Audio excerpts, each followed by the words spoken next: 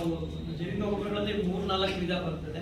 So ಅದು ರಾಸಾಯನಿಕಕ್ಕೆ ಸಂಬಂಧಪಟ್ಟಿರ್ಬೋದು, phosphorus ಸಂಬಂಧಪಟ್ಟಂಥದ್ದು, ಅದನ್ನು ಉಪಯೋಗಿಸ್ಕೋಬೇಕಾಗ್ತದೆ. ಅದನ್ನ ನಾನು ಭಾಳ ಕೇಳೋ ರೈತ ಬಾಂಧವರಲ್ಲಿ ಜೈವಿಕ ಗೊಬ್ಬರನ ಉಪಯೋಗಿಸ್ಬೋದು ಭಾಳ ಒಳ್ಳೆಯದು. ಒಂದೇ ಒಂದು ಉದಾಹರಣೆ ನಮ್ಗೆ ಹೇಳೋದಾದ್ರೆ, ಒಂದು ಭೂಮಿಯ ಈ ವಾತಾವರಣಕ್ಕೆ 1 ಹೆಕ್ಟೇರ್ನಲ್ಲಿ 400 kg ಸಾರಜನಕ ಇದೆ. ಅದನ್ನು ನಾವು ಈ ಜೈವಿಕ ಗೊಬ್ಬರಕ್ಕೆ ಮಾತ್ರ, ಸೂಕ್ಷ್ಮ ಜೀವಿಗಳಿಗೆ ಮಾತ್ರ ಈ ಶಕ್ತಿ ಇದೆ, ಅದನ್ನು ಹಿಡಿದು ಸಾರಜನಕ ನಾವು ಸರಿಯಾಗಿ ಅದೀಗ ನೈಸರ್ಗಿಕ ಕೃಷಿ ಅಥವಾ ಸಾವಯವ ಕೃಷಿನಲ್ಲಿ ಇದಕ್ಕೆ ಹೆಚ್ಚು ಒತ್ತನ್ನು ಕೊಡ್ತಾ ಇದೆ.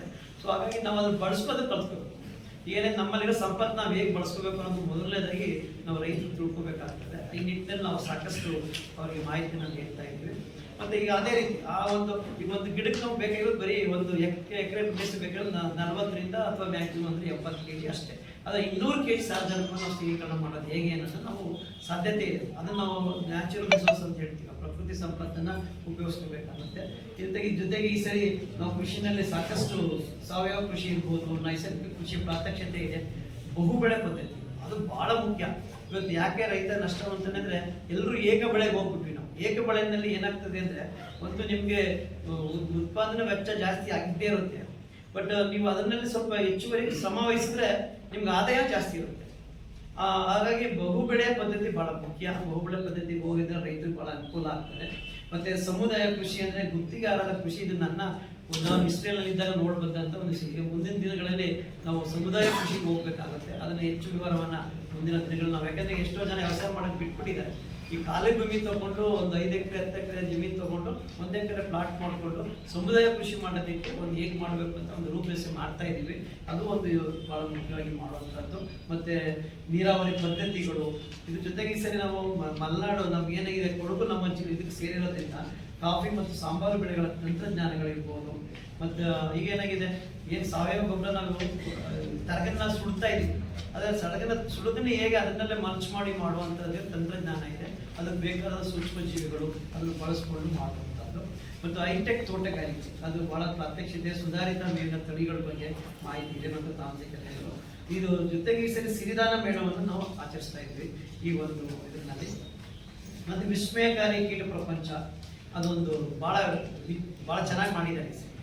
ಅದು ಬಹಳ ವಿಶೇಷತೆ ಇದೆ, ಇದನ್ನು ಚೆನ್ನಾಗಿ ಮಾಡಿದ್ದಾರೆ.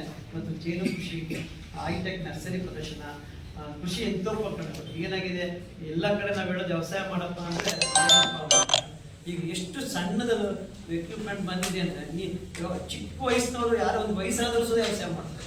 ಸೊ ಅಂತಂದ ಸಣ್ಣ ಯಂತ್ರೋಪಕರಣಗಳು ಬರ್ತೀವಿ, ಅದನ್ನೆಲ್ಲ ಪ್ರಾತ್ಯಕ್ಷಿಕೆಯಲ್ಲಿ ಮಾಡ್ತಾ ಇದ್ದೀವಿ. ಮತ್ತು ಮಾರಾಟಕ್ಕೂ ವ್ಯವಸ್ಥೆ ಮಾಡಿ ಅಂತ ಹೇಳಿದ್ದೀನಿ ನಾನು. ಸೊ ಅದು ಹೆಚ್ಚು ಯಾಂತ್ರೀಕರಣ ಆಗಲೇಬೇಕು. ಯಾಂತ್ರೀಕರಣ ಆಗಿಲ್ಲ ಅಂದ್ರೆ ನಾವು ಲೇಬರ್ ಪ್ರಾಬ್ಲಮ್ ಸಾಲ್ವ್ ಮಾಡೋಕ್ಕಾಗಲ್ಲ. ಯಾಕೆಂದರೆ ನಿಮ್ಗೆ ಗೊತ್ತಿದೆ ಭಾಳ ವ್ಯವಸಾಯದಲ್ಲಿ ಕಷ್ಟ ಇರೋದು, ಅದು ಒಂದು ಮುಖ್ಯವಾಗಿ ಮಾಡಬೇಕು. ಮತ್ತು ಆರ್ಟಿಫಿಷಿಯಲ್ ಇಂಟೆಲಿಜೆನ್ಸ್, ಕೃತಿಕ ಭದ್ರತೆ ಬಗ್ಗೆ ನಾವು ಹೆಚ್ಚು ಒತ್ತನ್ನು ಕೊಡ್ತಾ ಇದ್ದೀವಿ. ಅದು ಮುಂದೆ ಇನ್ನೂ ಅದ್ರ ಜೊತೆಗೆ ಕೃಷಿ ಪ್ರವಾಸೋದ್ಯಮ ಮಾಡಬೇಕು. ಉದಾಹರಣೆಗೆ ತಾವೆಲ್ಲ ಜೊತೆಗೆ ನಾಗೇನಹಳ್ಳಿ ಇದೆ, ಅಲ್ಲಿ ತಾವೆಲ್ಲರೂ ನಂತರ ಕೃಷಿ ಮಾಡಿದ ನಂತರ ಒಂದ್ಸಾರಿ ಅಲ್ಲಿ ನಾವು ಮಾತಾಡೋಣ. ಅಲ್ಲಿ ಸಾವಯವ ಕೃಷಿ ನಮ್ಮ 65 ಎಕರೆ ಏನಿದೆ ಸಾವಯವ ಕೃಷಿ ಮಾಡ್ತಾ ಇದ್ವಿ. ಅಲ್ಲಿ ಎಕೋ ಟೂರಿಸಂ ಮಾಡಿದ್ದಾರೆ. ಅದು ಮೊನ್ನೆ ಒಂದು 2 ತಿಂಗಳ ಹಿಂದೆ ಉದ್ಘಾಟನೆ ಆಗಿದೆ. ಈಗೆಲ್ಲ ಭಾಳ ಪ್ರಗತಿಯಲ್ಲಿದೆ. ಸೊ ಮುಂದೆ ತಾವು ಕುಟುಂಬ ಸಹಿತ ಹೋಗಿ ಒಂದು ದಿವಸ ಇರ್ಬೋದು. ಅಲ್ಲಿ ಹೆಚ್ಚಿನ ಪ್ರಮಾಣದಲ್ಲಿ ಆಕ್ಸಿಜನ್ ಲೆವೆಲ್ ಜಾಸ್ತಿ ಇರುತ್ತೆ. ಏನು ಮೈಸೂರಿಗೂ ಅಲ್ಲೂ ಕಂಪೇರ್ ಮಾಡಿದ್ರೆ ಆಕ್ಸಿಜನ್ ಲೆವೆಲ್ ಇದೆ, ಹೆಚ್ಚು ಹಸಿರಿದೆ. ಅಲ್ಲಿ ನಾವು ಒಂದು ದಿವಸ ಇದ್ದು ಹೋಗ್ಬೋದು. ಆ ರೀತಿ ಒಂದು ಎಕೋ ಟೂರಿಸಂ ನಾವು ಮಾಡಲ್ ಮಾಡಿ ತೋರಿಸ್ತೀವಿ.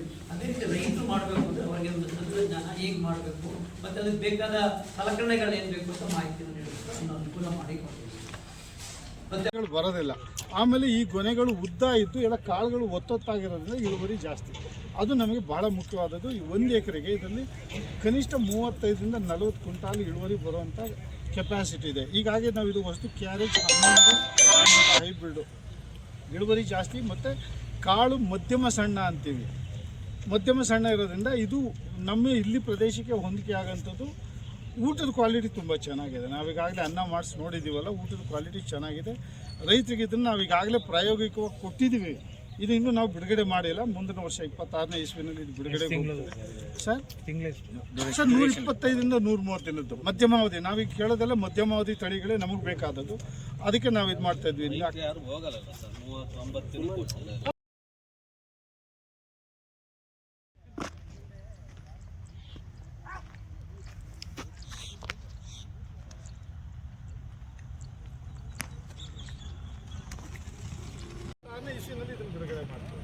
ಇದು ರೈತರಿಗೆ ಕೊಟ್ಟಿದ್ದೀವಿ ನಾವು ಪ್ರಾಯೋಗಿಕವಾಗಿ ಬೆಳಿಲಿಕ್ಕೆ ನಾವು ರೈತರಿಗೆ 15 ದಿನದಿಂದ